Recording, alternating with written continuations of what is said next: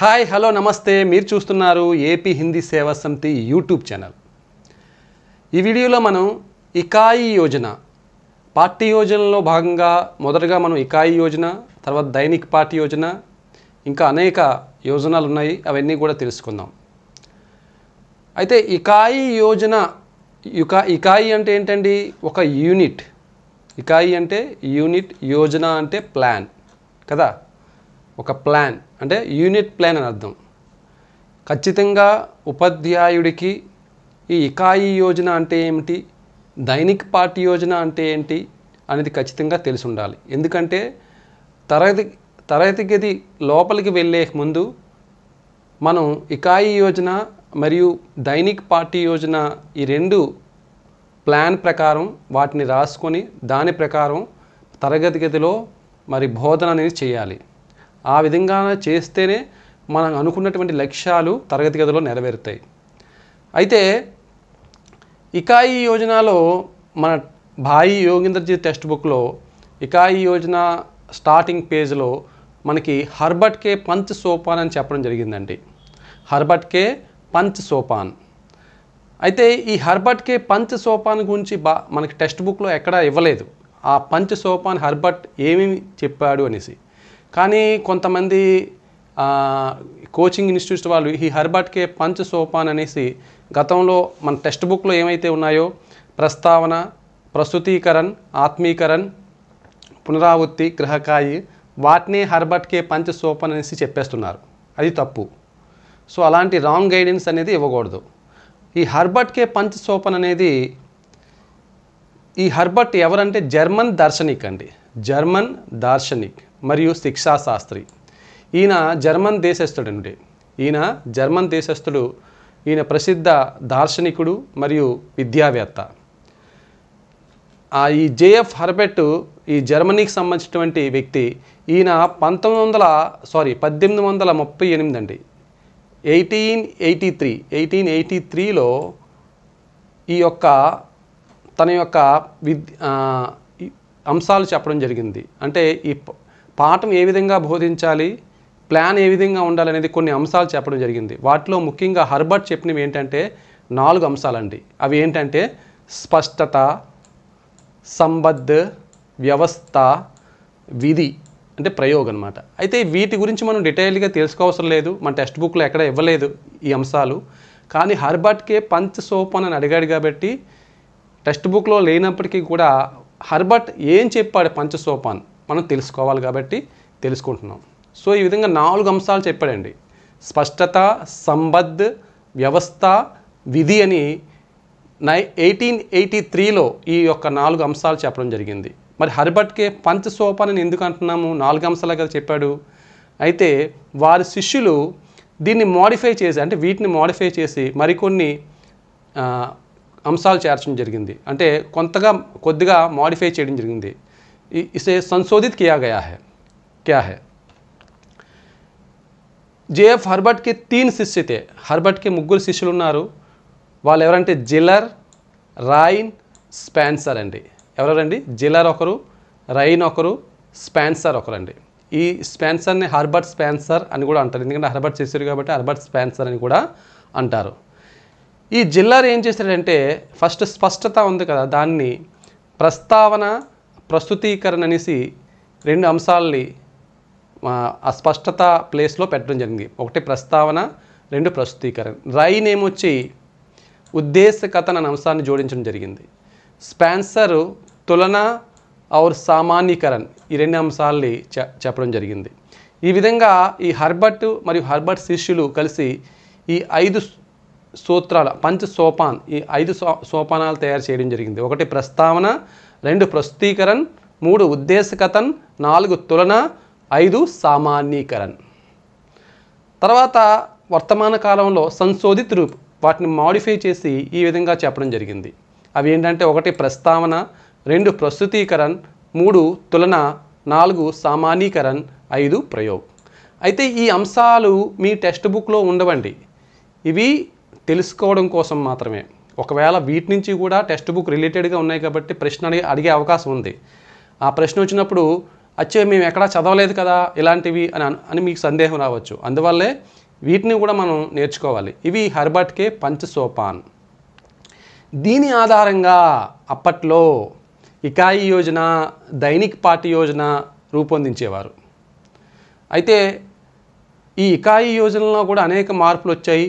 ఈ పాఠ్య యోజన అంటే దైనిక్ పాఠ్య యోజనలో కూడా అనేక మార్పులు వచ్చాయి. ప్రస్తుతం మనం ఏదైతే ఈ ట్రైనింగ్ కాలేజీలో ఏ దైనిక్ పాఠ్య యోజన మనం నేర్చుకున్నామో, ఏ ఒక లెసన్ ప్లాన్స్ అయితే మనం రాసామో ఆ అంశాలన్నీ కూడా ఇప్పుడు మారిపోయాయి.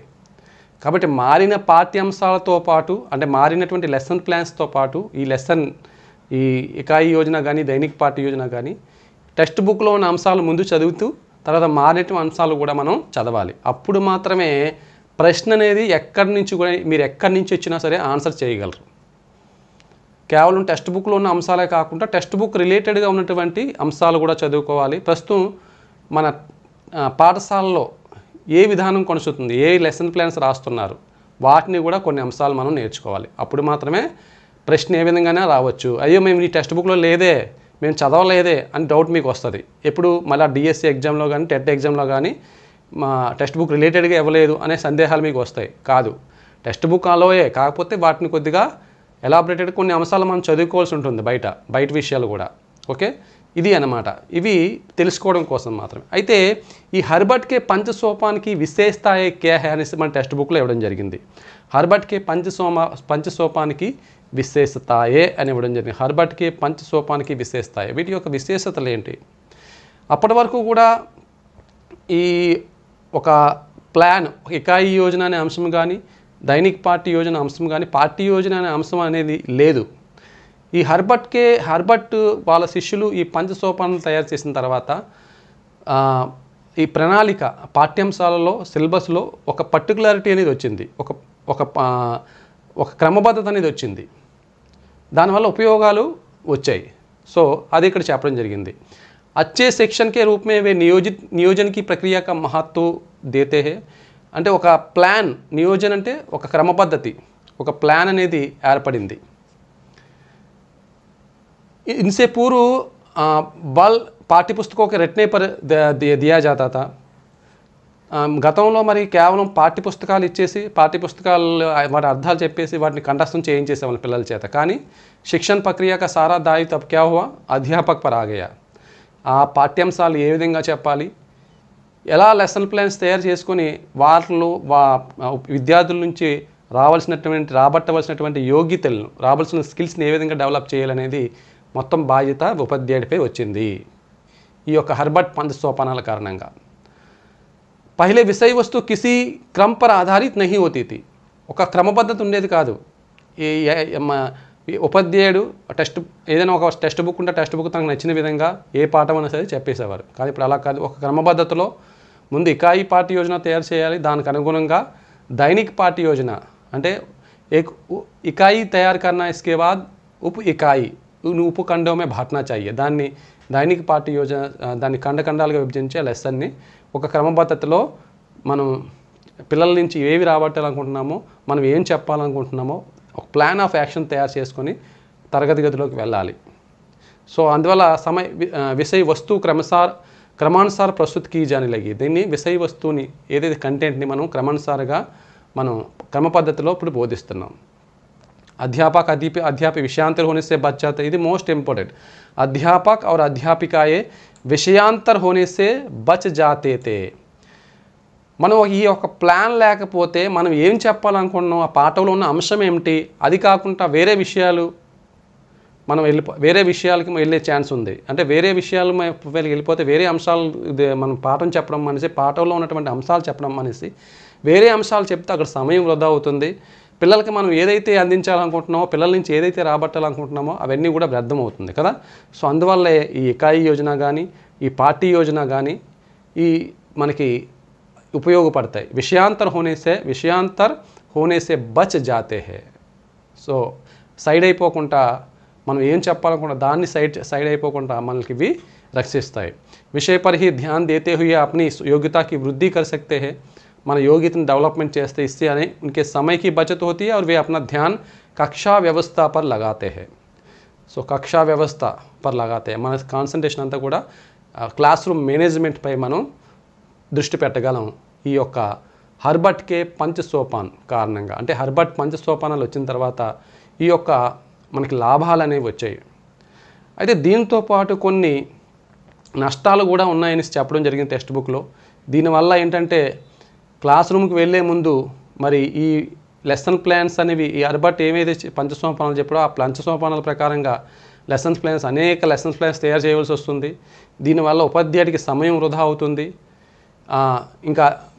ఇంకా దానిపైనే ఈ లెసన్ ప్లాన్స్ తయారు చేయడం మీదే సమయం అంతా కాన్సన్ట్రేషన్ చేయవలసి ఉంటుంది. ఇలాంటి అంశాలు 2-3 దీనివల్ల అంటే నష్టాలు కూడా చెప్పడం జరిగింది. అయితే మన నష్టాలను మనం తీసుకోకూడదు. ఏదేమైనప్పటికీ కూడా ఈ హర్బట్కే పంచసోపానాల కారణంగానే తర్వాత కాలంలో ఇకాయి యోజన, పాఠ్య యోజనలో భాగంగా దైనిక్ పాఠ్య యోజనలో అనేక మార్పులు వచ్చాయి. ప్రస్తుత వర్తమానంలో కూడా ఈ అంశాలు అనేవి ఖచ్చితంగా మనం తయారు చేసుకోవాలి, వాటి గురించి తెలుసుకోవాలి. అయితే భాషా శిక్షణకి నవీన్ యోజనాయే అని టెక్స్ట్ బుక్లో కూడా ఇవ్వడం జరిగింది. కొత్త పద్ధతులు అనేవి కొన్ని 10 ఇక్కడ ప్రతిపాదించడండి. భాషా శిక్షణలో ఉన్నటువంటి ఈ యొక్క కొత్త యోజనాయే, కొత్త పద్ధతులు, కొత్త ప్లాన్స్ కొన్ని వచ్చాయి. అవి ఏంటి అనేది ఇక్కడ టెక్స్ట్ బుక్లో ఇవ్వడం జరిగింది. అవి ఏంటి? పరియోజన విధి ఒకటి, పరియోజన విధి, సమస్య విధి, టీకా విధి, డాల్టన్ యోజన, వ్యక్తిగత శిక్షణ విధి, మారిసన్ విధి, వెనేటికా విధి, గైరీ విధి, ప్రయోగశాల విధి, ఇకాయి యోజన. వీటిలో మనకి పరియోజన విధి, అదేవిధంగా డాల్టన్ యోజన, అదేవిధంగా మనకి ఇలాంటి కొన్ని అంశాలు మనం శిక్షణ పద్ధతిలో మనం కొన్ని అంశాలు మనకి చెప్పుకోవచ్చు. అయితే ఈ అంశాల గురించి మనం తెలుసుకునే అవసరం లేదు. ఇందులో మనకి వీటన్ని ఈ 10 అంశాల్లో కూడా ఈ 10 యోజనాల్లో ఈ 10 మోడిఫైడ్ అంశాల్లోని ఇకాయి యోజన అంటే అత్యున్నతమైనది కాబట్టి ఇకాయి योजना అని మనం ఫాలో అవ్వాలని చెప్పడం జరిగింది. उपयुक्त सभी विधियों में इकाई योजना को ही अधिक महत्व प्रदत्त हुआ है. ఈ అన్నిటిలోకి ఇకాయి యోజన అనేదే ఎక్కువ ప్రాధాన్యత పొందింది. కాబట్టి మనం ఇకాయి యోజన అంటే ఏంటో తెలుసుకోవాలి. ఇకాయి యోజననే మనం అనుసరించాలి. अब समय समय इस योजना का प्रसार बढ़ता जा रहा है. ఇకాయి యోజన అంటే దాని యొక్క డెవలప్మెంట్ అనేది జరుగుతూ ఉంది ఇప్పటికి. ఇకాయి యోజన క్యా హై? అసలు ఇకాయి యోజన ఎందుకు మనం తయారు చేసుకోవాలి? సో ముందుగా మనం ఏదైనా అంశాన్ని మనం చూసినప్పుడు పూర్తి అంశాన్ని చూస్తాం, దాన్ని ముక్కలుగా చూడడం. ఏదైనా ఒక టేబుల్ చూసాం అనుకోండి, ఆ టేబుల్ ఈ విధంగా ఉంటుంది. టేబుల్కి 4 ఇవి ఉంటాయి, 4 కమ్మిలు ఉంటాయి, కింద వాటికి సపోర్ట్స్ ఉంటాయి. ఒక పిల్లవాడు ఒక ఆవును చూశాడు అనుకోండి, ఆవును పూర్తిగా చూస్తేనే అది ఆవు అంటాడు.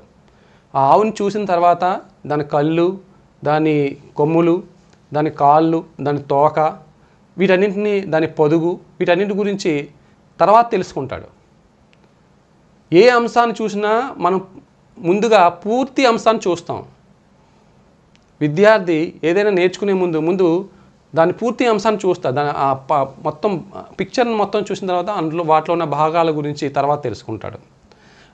సో ఆ విధంగా మనం ఏం చేయాలి అంటే ఇకాయి యోజన మొత్తం పూర్తి పాఠాన్ని ముందుగా దాన్ని ఎన్ని ఉపవిభాగాలుగా మనం విభజించాలి, ఎన్ని రోజుల్లో ఆ పాఠాన్ని మనం కంప్లీట్ చేయాలి.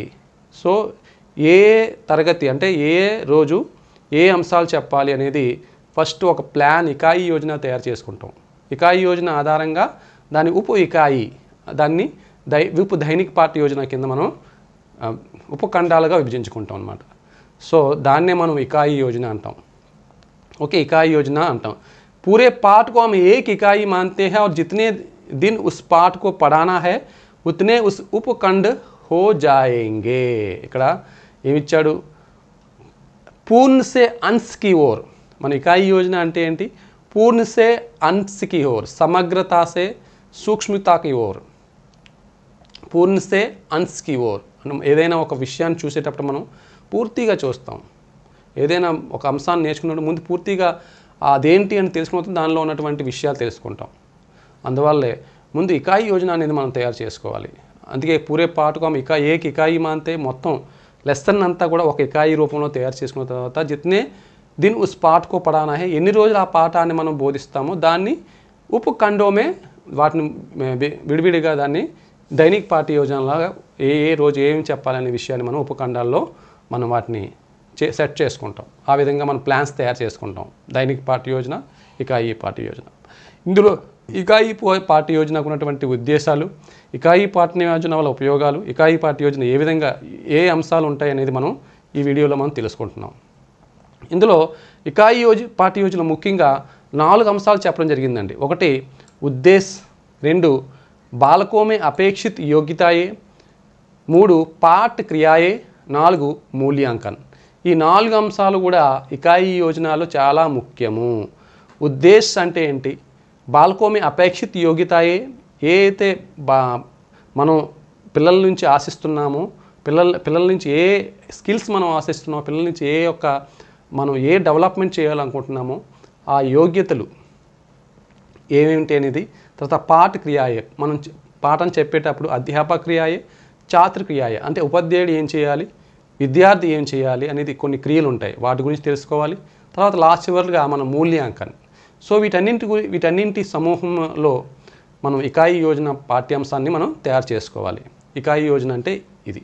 సో నెక్స్ట్ వీడియోలో పూర్తి అంశాలు మరి వీటన్నింటి గురించి వివరంగా తెలుసుకుందాం. సో అందరూ కూడా ఏపీ హిందీ సేవా సమితి యాప్ డౌన్లోడ్ చేసుకోండి.